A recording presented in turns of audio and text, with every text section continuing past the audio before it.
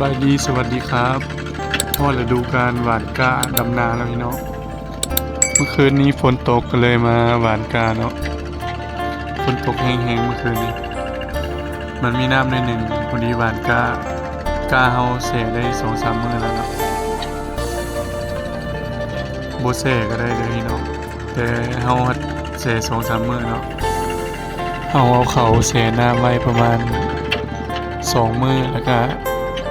มาตากแดดเอาหยังปกไว้ทิ้งไว้จักมื้อหนึ่งแล้วก็มื้อต่อมาก็มาวางมันจะได้รับผลดีมันจะออกแตกหน่อหมดเลยใครลองไปใส่กันใส่ได้เด้อสูตรนี้สุดยอดลองนำไปใส่ลองเบิ่งเนาะหรือว่าให้บ่อยากใส่ก็หวานเลยก็ได้เนาะบ่เป็นหยังให้น้องมารับชมคาดนาหวานกานำกันเนาะหรือว่าการมื้อนี้ก็บ่ได้แดดพี่น้องมาประมาณ4 โมงแรงนี่แหละมาหวานการอฝนให้ก็เช้าพี่น้องเอามารับชมกันเด้อ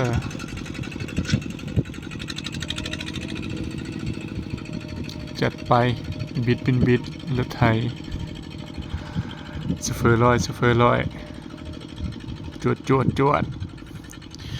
เสียงมาอย่างดีนิดนึงเนาะว่าตากฝนเมื่อเช้านี่ก็เลยอยากเป็นหวัดนิดนึงเนาะขอโทษหลายๆเด้อ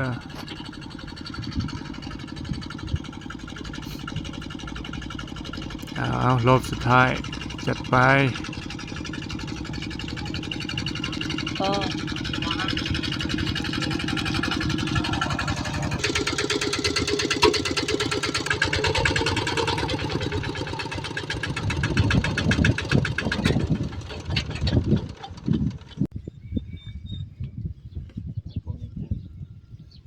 มาหวานก้ามาเลย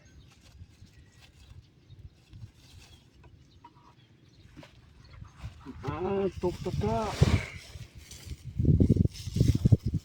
ไม่ได้ตากไว้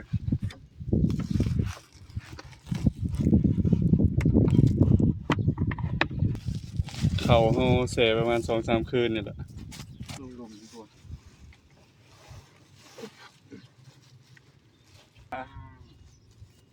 ที่ให้สุดท้าย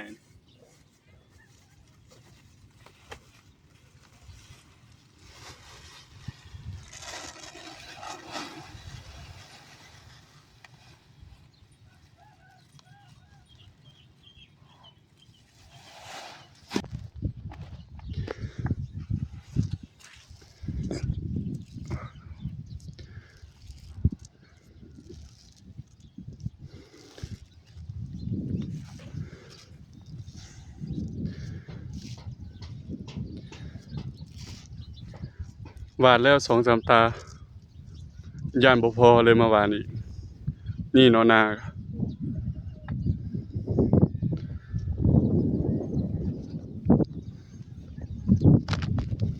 มาที่เช้าเลยอากาศดีมื้อนี้ลมบ่อยๆ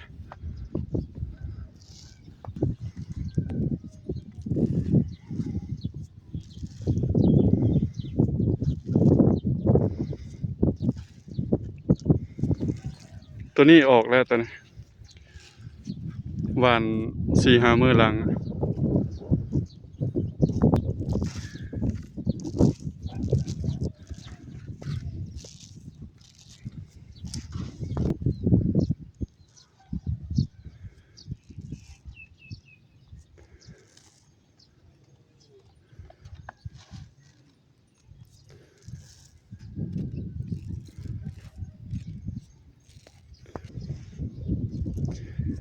เฮ็ดหัวอ้อมไว้นะงัวหลายงัวหลายโอ้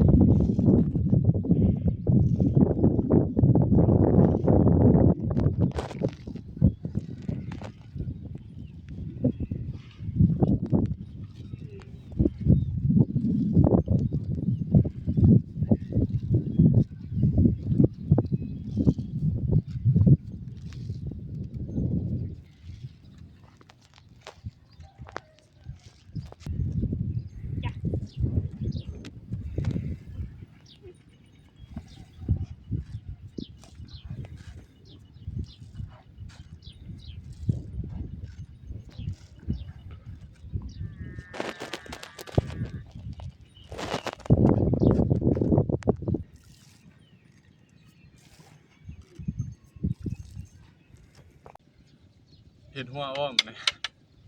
ตัดลักมาแต่เฮือนเนาะเห็ดหัวอ้อมตะกร้าย่านงัวเขา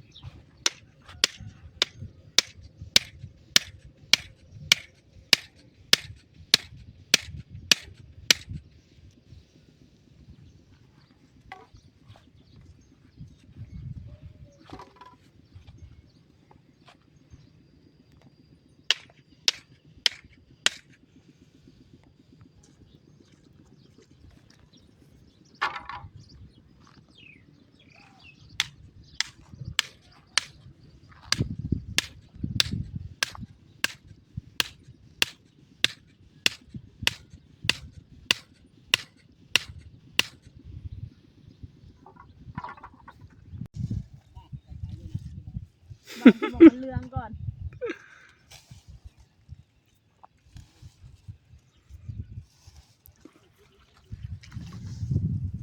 หวานปุ๋ยหวานปุ๋ย เนี่ยคือหาทงยังหน่อยก็คือถามทงค่ะทงน้อย หวานปุ๋ยตะกร้าโอ้ตัวนั้นเขียวนะ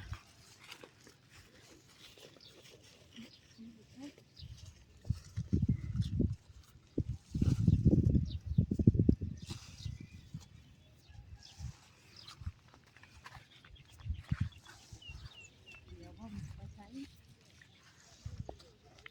เขียวแล้วเด้งัวกินกะ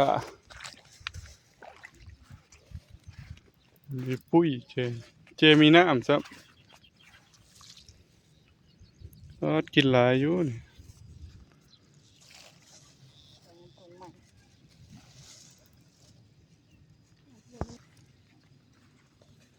ก็เริ่มเขียวแล้ว เริ่มจะได้ดำนะ